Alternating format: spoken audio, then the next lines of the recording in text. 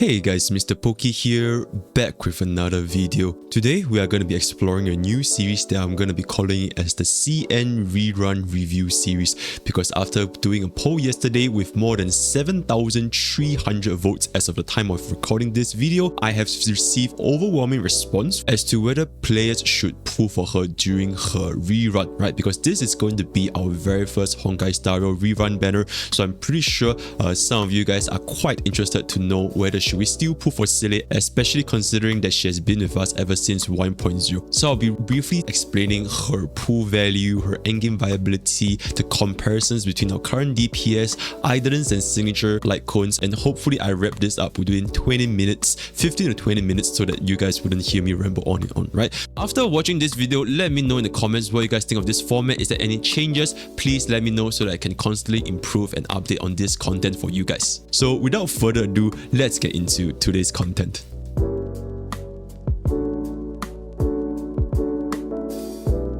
So to set some disclaimer for my viewers, this series is intended for all audiences. Doesn't matter if you're free to play, if you just started yesterday, or if you started playing the games ever since day one, or if you're a whale, because at the end of the day, we're going to be looking at should we pull on her banner even as a new player, or should we pull on her banner just to get more eidolons or more lightcones. Next, this is not intended to be a guide. We're not going to be talking about her recommended teams, her recommended builds, playstyles, etc, etc, and for that, kindly refer back to my Seele unit analysis, which I have done quite a while back. I do believe that's 3 months back. We may update some of these units guides in going forward into the future, but for now, Seele still functions more or less exactly the same as she was ever since 1.0. Perhaps the only change is instead of running Sao Soto versus Space Sailing Station, Routine Arena is just going to be her best in slot. And lastly, the CN community will be determining her value based on how easy it is for Seele at helping players clear the endgame content as soon as possible, namely Memory of Chaos, or for the old players, how much is her eidolons as well as her lightcone worth? Does she need more of those things, or can we just save up those pulls and just pull for more units going forward into the future? So that's gonna be the disclaimer for today's content.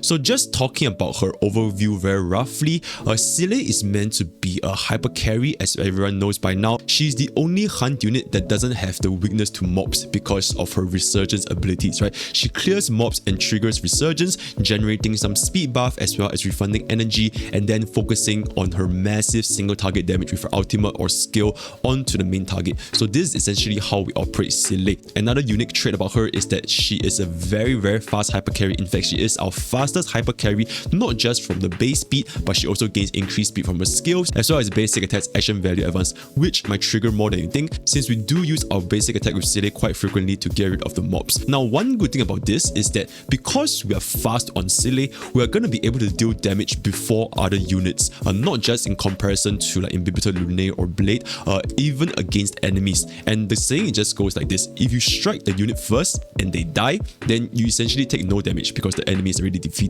Other carries are inherently slower due to their kit as well as the lower base speed, so it is inevitable that our team will just take a little bit of damage before killing them. To add on to this a little bit further, Seele also gains the additional benefit of dealing more toughness bar damage, because toughness bar damage, as we know, it is based on a single set amount from your attack, right? Your ultimate usually does 3, your skill usually does 2, and your basic attack usually does 1 bar of toughness damage. So no matter how much damage you buff your other main DPS, no matter how much burst damage you deal with a single attack, they will not be able to deal as much toughness bar damage compared to Seele.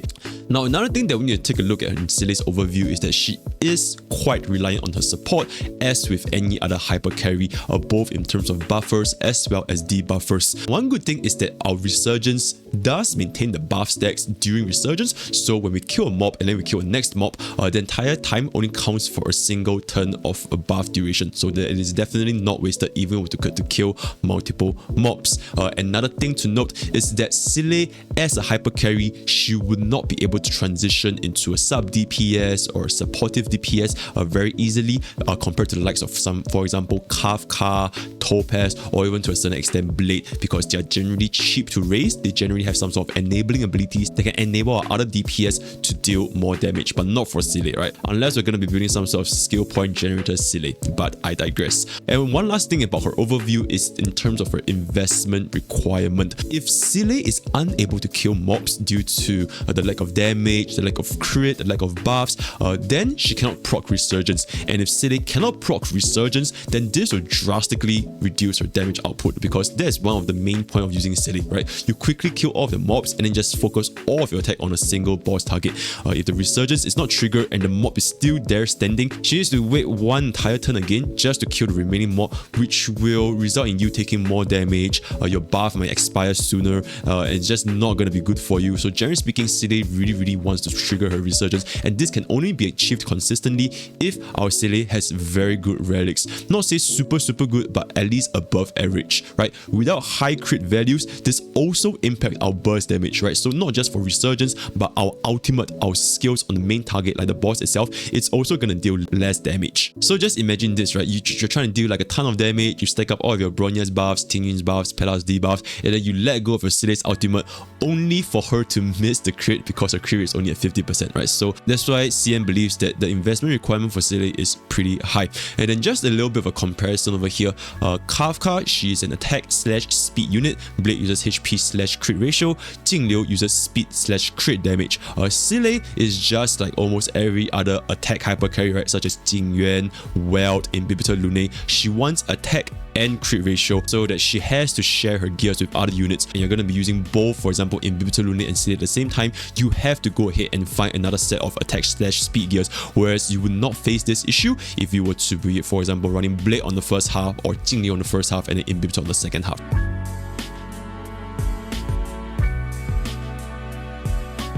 Let's talk a little bit about her endgame viability.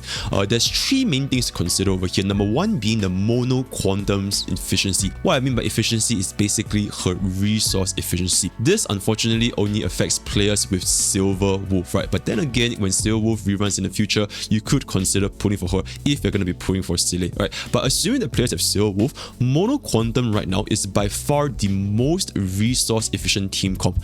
I'm not saying that they're dealing the highest amount of damage, but it is the most resource efficient team comp because you can essentially utilize this team comp against any element. One important thing to note is we can slot in an on element as support to replace Qingque instead of using Qingque as a sub DPS. So for example, if you're against a stage with like fire weakness, you can just throwing R-Star, so Silver will always implant quantum. If you're against a stage with lightning weakness, you can just slot in Tingyun, or wind weakness, Bronya, etc, right? So this team comp essentially allows players to become super flexible and can just target any sort of content available in the game. Another thing to look at her endgame viability is gonna be the damage that she's gonna be dealing, right? Right now, assuming that you have a pretty well invested Seele with like Bronya's buffs, Tingyun buffs, all that kind of stuff, she should be hitting 160,000 damage, roughly around there with her ultimate. Most of our elites, their HP is roughly 300,000, slightly around there. Some bosses have this around there as well, but when there's multi-phase bosses such as True Sting or even Yanqing previously, then their HP is basically double. But for the most part, you can see that a single ultimate from Seele should be able to take out more than half of the boss's total health pool, and this is to show that she definitely has enough damage to clear the endgame content with ease. We're saying to clear the endgame content, we're not talking about everybody can do a zero cycle clear of Seele, although you probably could with the right investments. But when it comes to just clearing the game, right, getting 3 stars on Memory of Chaos, then Seele is without a doubt definitely capable of doing these things as long as she has enough stats on her relics as well as the proper support buffs. But one thing to note for her damage capabilities, which is something that is tied to what I mentioned previously, is that Seele's skills, they have to be able to kill a mob. They have to be able to one-shot a mob. If not, she's not going to be able to trigger a Resurgence. So where is this damage coming from? What is the benchmark for Seele's skill to one-shot a mob?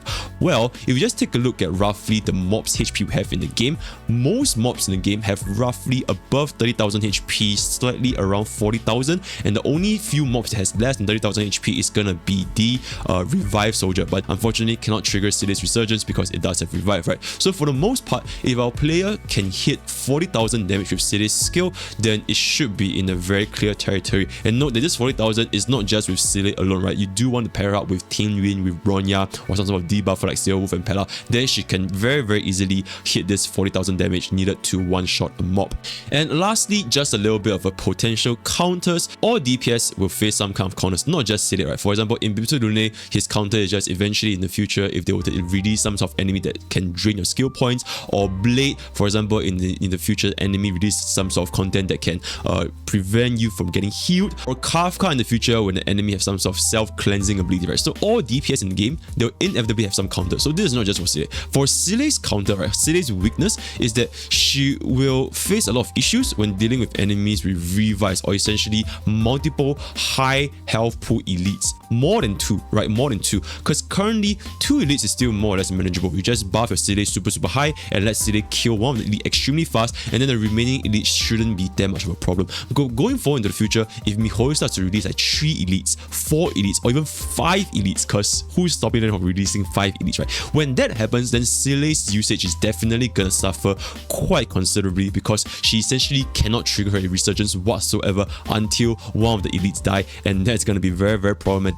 On the flip side, Seele does benefit a lot from mob content. So in the future, if MiHoYo were to just constantly refresh mobs for us, right? So such as the Memory of Shenzhou, right now in the Memory of Shenzhou 6, the goldfish mobs, they'll constantly respawn, albeit their HP is not super low either. But in the future, if we have like some sort of infinite mob content where Seele can just constantly kill the mobs and gain the buffs, or some sort of debuffs are afflicted if the mobs die, Seele will really shine this content. So those are some sort of potential counters that players need to consider.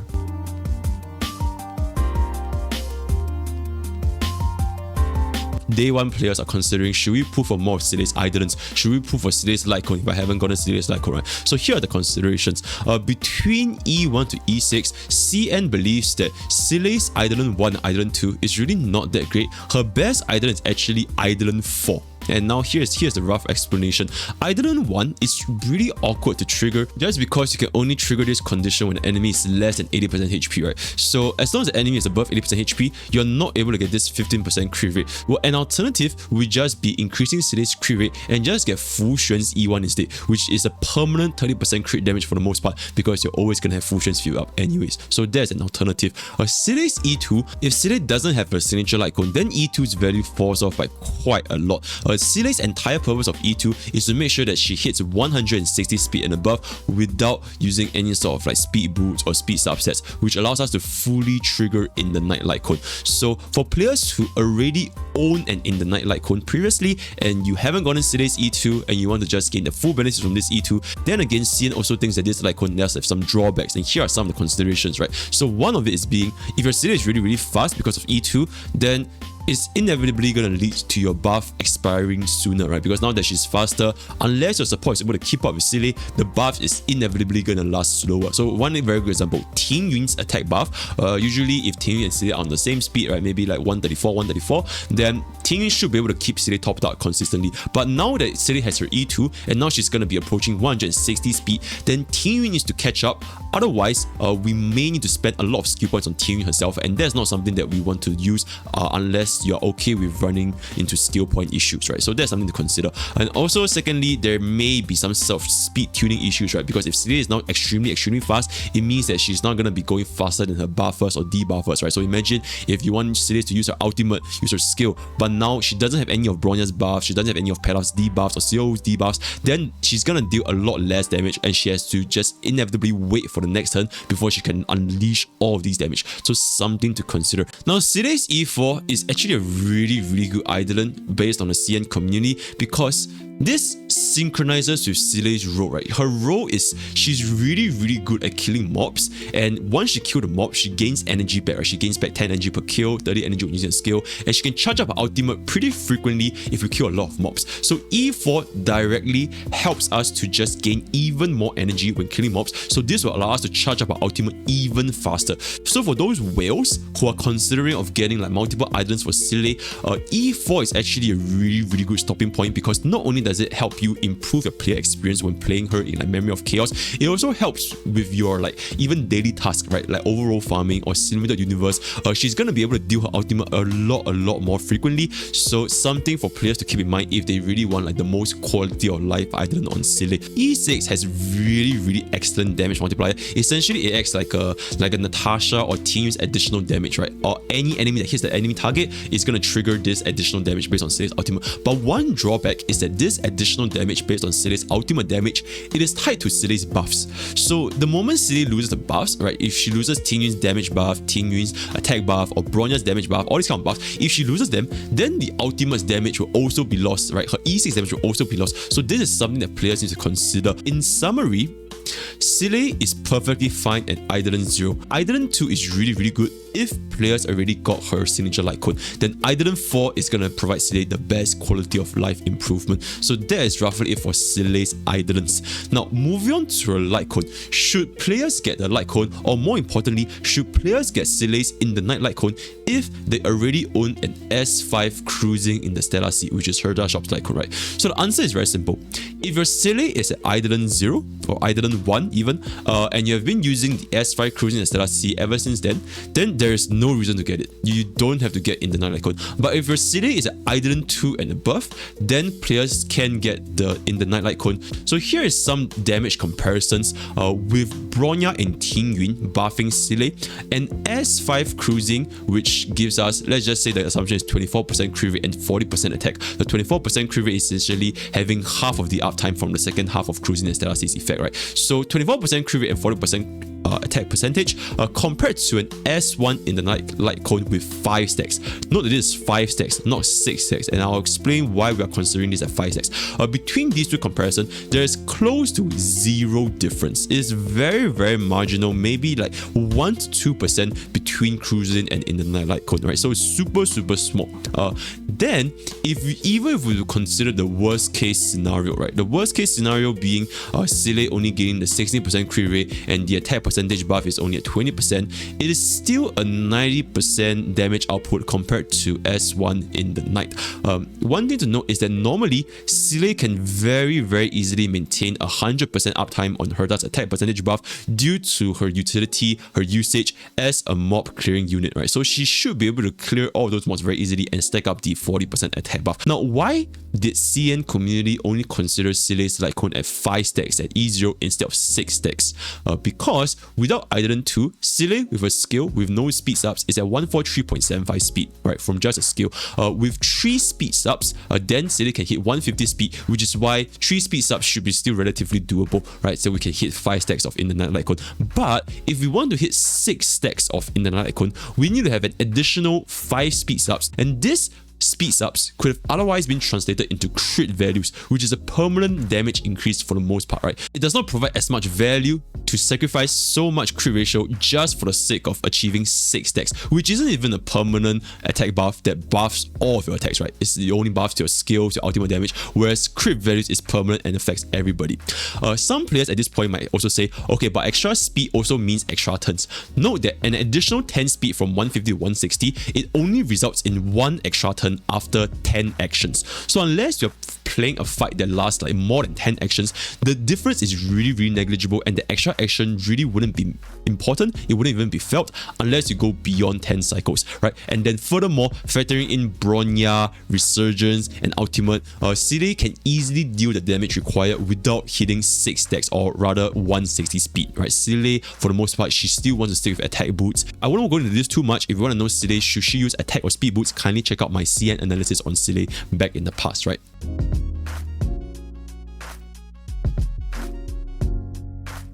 One last thing we're going to be talking about is her future outlook. Now, keep in mind that supports like Silver Wolf as well as future limited units, they will always have higher value than compared to, let's say, DPS or sustain units, as supports are what enables more comps to work, right? Then following supports, the value of a DPS unit does outweigh a sustain unit. The main reason being most team comps, they really only just need one sustain, and the sustain's abilities themselves, it really just depends depends on whether this sustain can be used to solo sustain your entire team, right? It doesn't really matter how good they sustain, right? Luocha can sustain really well. Natasha can also sustain really well. Heck, even Fire MC nowadays can solo sustain the MOC's 10's top half. So the bottom line is, viewers need to ask themselves, can this sustain unit solo sustain my entire team? If it can, then honestly, you don't really need more than the required sustain units going forward into the future. Even if miHoYo were to release stronger and stronger sustain units, if your team is not currently facing any survival issues, then you really just don't need to go for it. DPS on the other hand, not only are they just generally more fun to play with, it also helps with the elemental coverage, especially for players that don't really have Silver Wolf, right? So that's why DPS does outvalue sustain. Just some little pointers for Seele. A reliance on resurgence may face limitations in the future because that is a key component of Seele's damage kit, right? If she's not able to trigger a resurgence, like I mentioned earlier on, against units with like revive or even multiple high health elite enemies, then her damage capabilities will definitely suffer. In the flip side, if we do face a lot of content where there's a lot of mobs, or if it's just a single target all the time, then Seele's value will definitely shine. But so for this, we really just need to see what direction is miHoYo going to go. Next, this is not just for Seele, but also for the future rerun reviews. Pulling for an E0 Seele is pretty much the same as pulling for an E1 or an S1 of a previous unit that a player already has. So in this regard, players should weigh which will benefit the count more. Do you want more depth or do you want more coverage, right? More coverage being more units to play with, and more depth being referring to the current units that you have, making them even stronger. I just do want to clarify this. Right now, as of version 1.4, all units, even at Eidolon 0 or even without 5 stars, can be used to easily clear the endgame content we have in Honkai Star Rail. So there's absolutely no content that requires a unit to have like high eidolons, signature lightcones, and all this kind of stuff. Next, when single target content releases, then Seele as well as Han unit, they can perform much better than the current destruction trio. If they ever were to release more single target damage content, and Seele can definitely make use of a high single target burst damage to outperform the current destruction era, right? And lastly, Seele's value, it definitely goes up with Silver Wolf, because Mono Quantum is still the only element in the entire game that can be used to force into any element as long as you have Silver Wolf.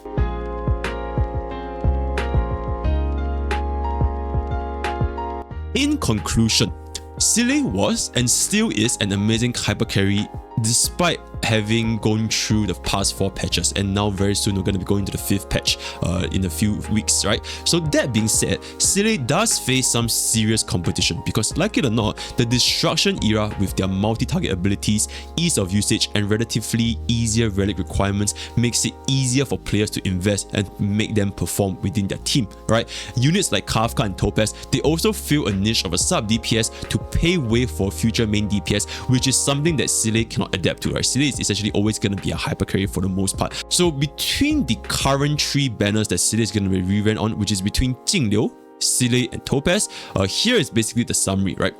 Jingliu has the lowest barrier to entry for hyper carry, right? Because she does not need crit rate, she really just needs crit damage, as well as sun speed to get her to 134 and above, then she'll be splendid. And it's super easy to raise compared to Seele, who wants attack, crit rate, all that kind of stuff, right? So that's that. Topaz has potential future sub DPS value. So in the future, if miHoYo were to release some follow-up attack main DPS that's extremely strong, then Topaz has future value in that department. And then finally, for Seele, she still has the highest single target damage ceiling across any units, right? Skill point for skill point, Seele is still really strong when it comes to single target damage, because right now, destruction units may look like they deal a lot of damage, but it's usually against 3 targets. So for people like Seele, she's definitely going to be able to excel when it comes to single target content. And as to which one should you guys pull for, whether it be Jingliu, Topaz, or Seele, first of all, I wish you guys good luck, and second of all, after taking all this information, I hope that I help you guys make a more informed decision with your pulls.